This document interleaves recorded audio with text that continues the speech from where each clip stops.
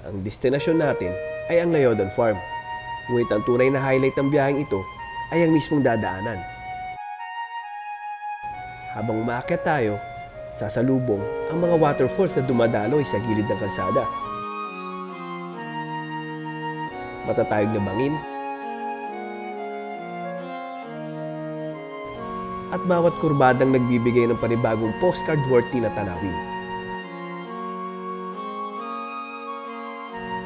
Ito ang Besang Pass o kilala din sa tawag na Tagudin Cervantes Sabangan Road.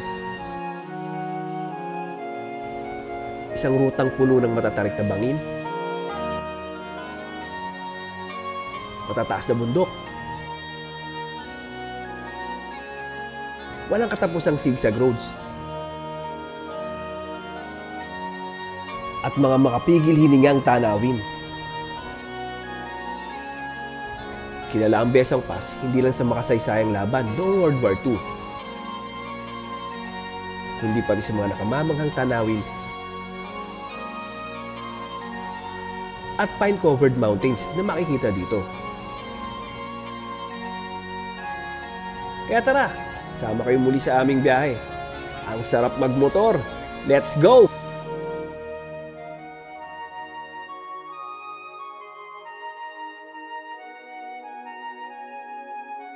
River crossing ah. River crossing pa tayo. May falls pa. Di ba tapos ang adventure natin? Tara, let's go! Excited na naman ako.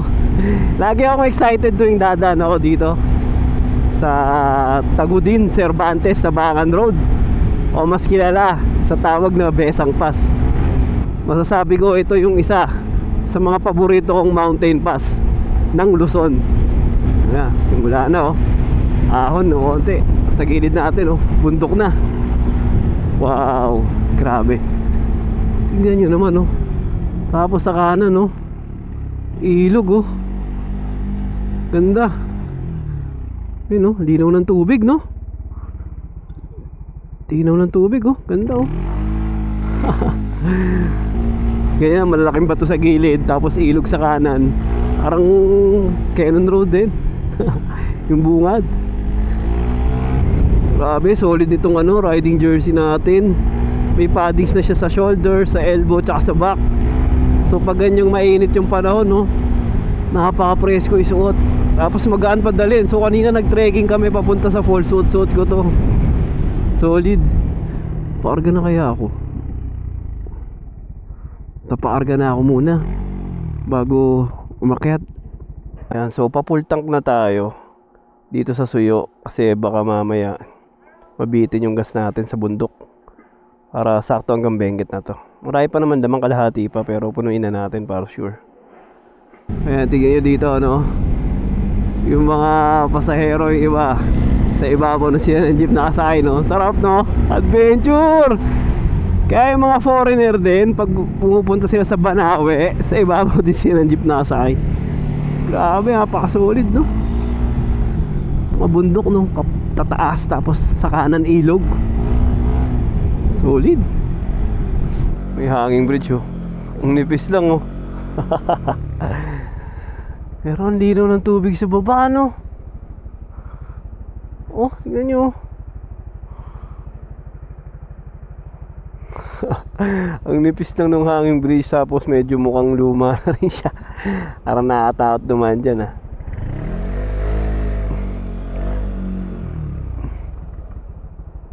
Ang ganda ng kulay ng tubig oh. Ang lalaki ng mga bato sa baba no. Grabe. Tapos after nyan, ay malapit lang dyan yung ano eh, yung may falls sa kaliwa na parang kortina. Pero tingin ko baka walang tubig kasi hindi pa naman rainy season. Eto na yan, sa may puno na yan. Ito. Ay, patak-patak lang. Parang ihi eh no? Ayan o. Kaya napakaganda nyan. Napakaganda nyan mga suki pagka rainy season. Hinto kayo dito, pahinga kayo dito. Ayan, parang kortina yan. Ang ganda. Kaya lang ngayon, ano siya, Patak-patak lang yung umaagos oh.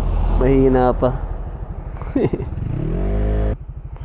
Ayan, so tumambay kami dito. Baka sakali kami ni Unico. Kaya lang napakahina lang ng patak ng tubig dito. Ayan, so nagpahinga lang kami dito at kumain ng mani. Dati na-tsempohan ko yan. Napakaganda ng agos ng tubig dyan. No, sabi nga ni Unico, sayang, di niya pa na-tsempohan. 2-3 beses na yata siyang dumaan dito. Di niya pa na-tsempohan yung Cortinang Falls na yon. Ako isang beses ko pa lang siya na-tsempohan ng malakas. Pero na-tsempohan ko yan minsan ng medyo mahina. Sigurado nga abutin na tayo ng dilim bago makarating ng Dayodan Farm. Caution, sharp curve ahead. Ayan yung sign U-turn. U-turn slot. Tapos ahon. Ayan ahon na bahagya. Ganda ng bundok na yun Grabe rin yung taas ng mga bundok dito Tsaka mapuno. Ito yung isang gas station dito. Dito siguro mura-mura. Kanina ang mahal na nakarga ni Unico 98. Mura nga dito 88 lang Bakod dito. Ano kaya ba't kaya may harang yung bakod Para saan kaya yung harang na yan? Ang yung tubig may nakakulong dyan. Dinosaur. Grabe. Grabe yung ganda talaga ng mountain pass na to. Tignan nyo naman. Tataas ng bundok. Mga matatalim na kurbada. Ahon. Tapos makakapal yung puno ng bundok dito.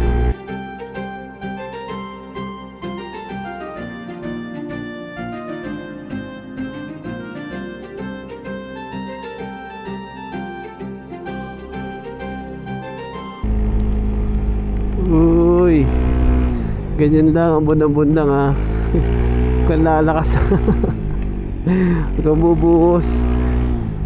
Yung ulap di naman ganun kadilim Yun, dito mahina-hina na yung ambon.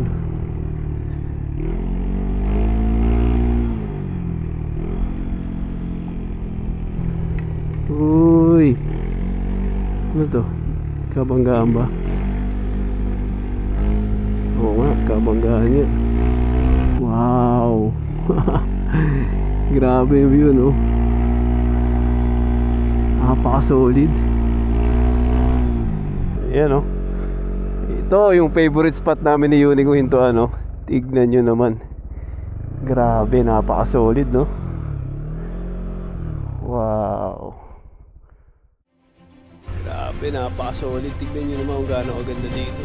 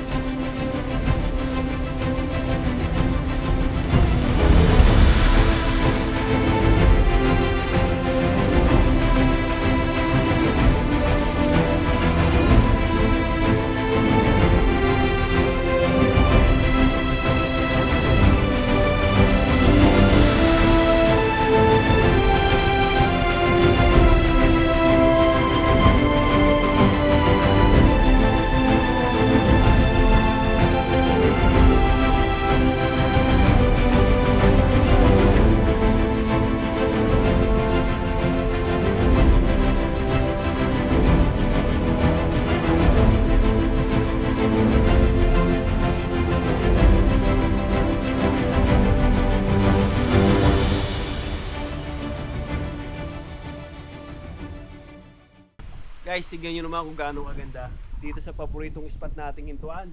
Pagpapunta tayong Besang Pass. Grabe, napaka-solid Woo! Yung view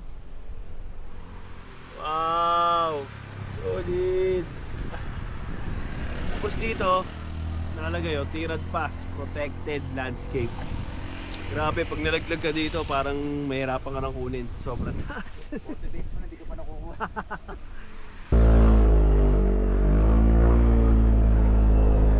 Grabe. Sobrang ganda, oh. Diba? Suyo, Ilocos Sur. Grabe. Wow, grabe to.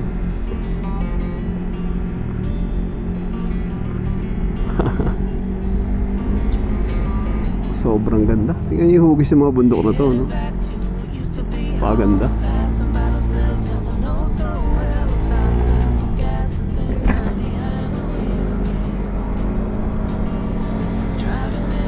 Ito talaga to sa pinaka-scenic.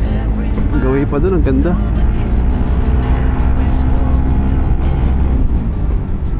Waterfalls, oh. Ayun, oh. Ang ganda, oh. Ayun yun. Kalsada lang, may waterfalls, no? Lupit, ganda. Ayan na. Dito na tayo sa Cervantes. Ayan, oh. Summer capital of Ilocos Sur. Nagpatuloy tayo sa pagbaybay dito sa Tagudin Cervantes sa Bangan Road.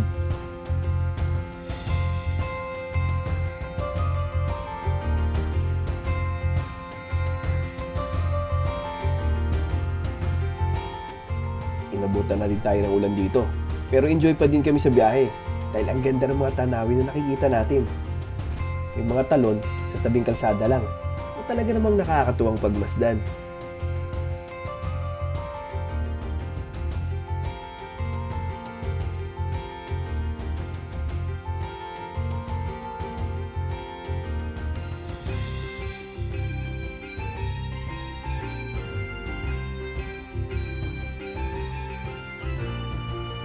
Nadaanan din natin ang isa sa makasaysayang dambana dito sa Cervantes, Ilocos Sur. Ito ang Besang Pass Monument. Itinayo ito bilang paggunita sa Battle of Besang Pass, isa sa pinakamahalaga at pinakamahirap na labanan noong ikalawang digmaang pandaigdig dito sa Pilipinas. Ayan, so dinadaanan natin Cervantes, Ilocos Sur. Grabe. Puro pine tree, bundok, sigsag, bangin. Napaka-solid, ang ganda. Buti tumigil yung ulan, nakakuha tayo ng konting drone shots. Ayan. Ambon-ambon lang. Kasi pag ambon-ambon lang, kaya-kaya na yan ng drone. Wag lang talaga heavy rain, masisira na siya. Grabe, oh.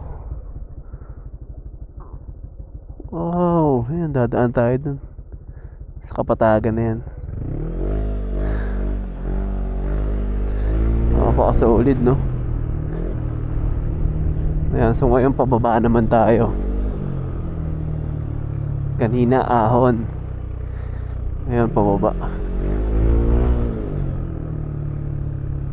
6:18 PM na, medyo madilim na. Buti na lang yung camera na mga gamit natin, Insta360 Ace Pro 2, meron siyang night mode, yung pure video mode niya. At yung Insta360 X5, meron din siyang pure video mode. Kaya sa gabi medyo mas maliwanag siya compare sa ibang action camera.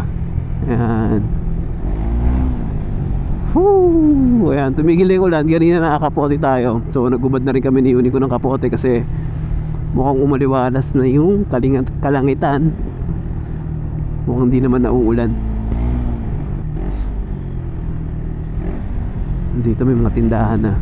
So dito hindi ka naman matakot maubusan ng gasolina. May mga gas station, tsaka yung mga ibang tindahan dito may bote-bote sila. Sa wakas, nakarating na tayo sa Patag. Ayan, so kanina puro bangin nakikita natin ngayon. Mga buke rin na. Tsaka mas marami ng kabahayan. Ayun, magandang gabi. Dito na tayo inabot sa Barangay San Juan, Cervantes, Ilocos Sur. So, kapatagan na to. Wala na tayo sa bundok, wala na tayo sa mountain pass. So, may mga tropa tayo, mga chikiting dito. Mga bikers, yan. Bigyan natin sila sticker. Gagaling na sila mag-bike niyan kasi dinikit nila sa bike nila. Ayun, oh, hi kayo. Okay.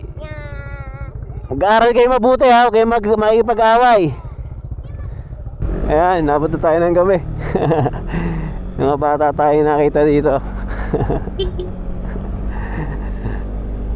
Yan, so biyahe natin 1 hour 9 minutes pa papuntang Layodan Falls. Ayan, so nakalagay District Highway Boundary, Abatan, Mankayan, Cervantes Road, Lepanto, Bugyas, Baguio. Ayan, so wala na po tayo sa Ilocos Sur. At nandito na po tayo sa rehiyon ng Cordillera. Ang ganda dito sa part na to. O yun, nasa Cordillera na nga tayo. Mankayan, Benguet na pala itong dinadaanan natin. So ang ganda dito ha. Tingnan nyo liwanag oh. Ang daming street lights. May baka sa gilid oh. Totoo bang baka? Totoo nga. Gumagalaw pala. Nanginginain pa siya kahit gabi na. Dinner na siya, dinner. Ayun oh. Oo. Oo ano, tad-tad ng street lights dito. Ginasos rin, ang dami oh. Ang liwanag.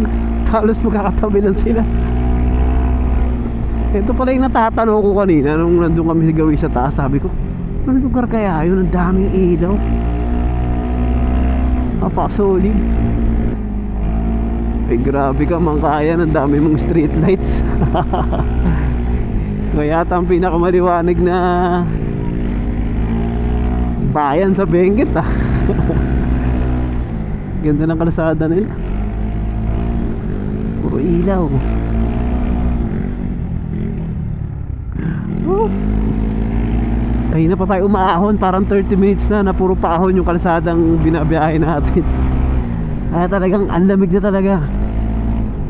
Kumay ko, nilalamig na rin talaga. 29 minutes na lang nandun na tayo sa tutuluyan natin sa Layodan Farm. Hindi maubos-ubos yung ahon na dinadaanan natin. Grabe. Paahon tayo ng paahon. Palamig ng palamig.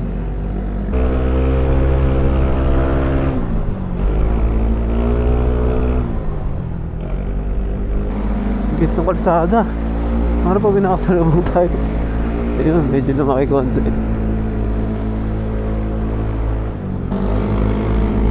Grabe pala mga ahon dito.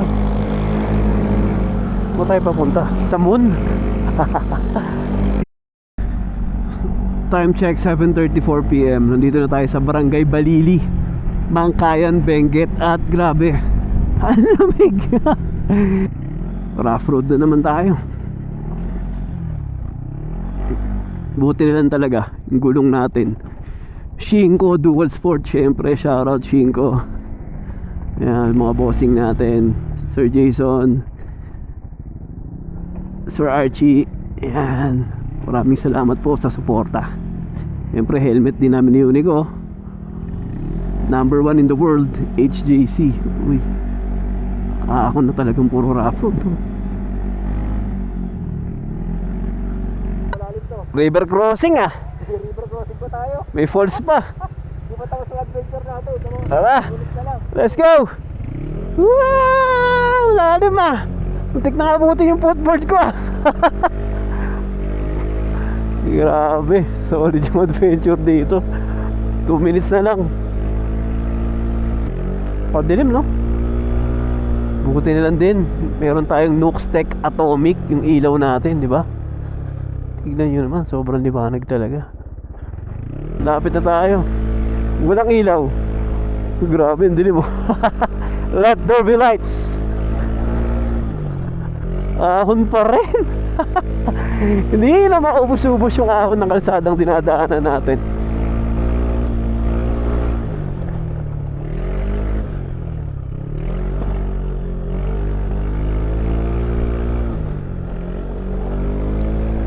Woo, 1 minute palagay. Saan na ba? Ano magpas pa tayo ah.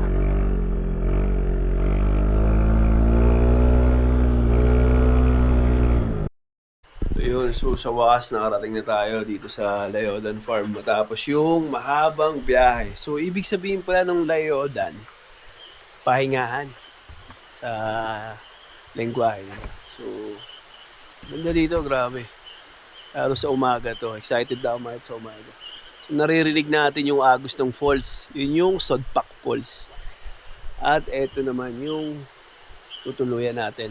Itong ano, may bahay dito. And, prepare na rin sila ng food. So, meron na tayong konting food dito.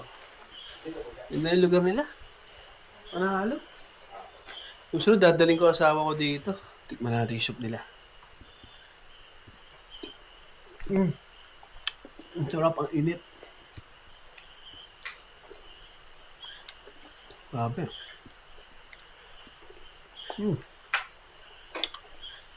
Solid. So, ito, salad. Grabe, sarap ng salad nila. Tomato, sarap ng dressing na.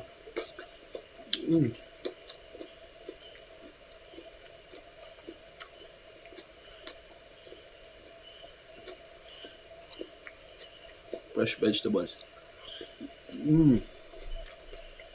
Kain na ako. Hindi ko na antayin si Yuni ko. Gutom na ako. Okay, sa wakas at narating na rin natin itong Layodan Farm. So, mahaba-haba Dinner yung natin, no? nakarating talaga tayo ng Solid. Layodan Farm. Hindi naman yung setup nila dito. Excited na ako na makita to sa umaga. Napapalibunan tayo dito ng mga Pagkagising ko nga, ay dali-dali na ako pumunta sa view deck. Habang umiinom ng mainit na gatas, ay pinagmamasdan ang napakagandang Sodpak Falls. Dito may matatanaw sa Layodan Farm ng Mangkayan, Benguet.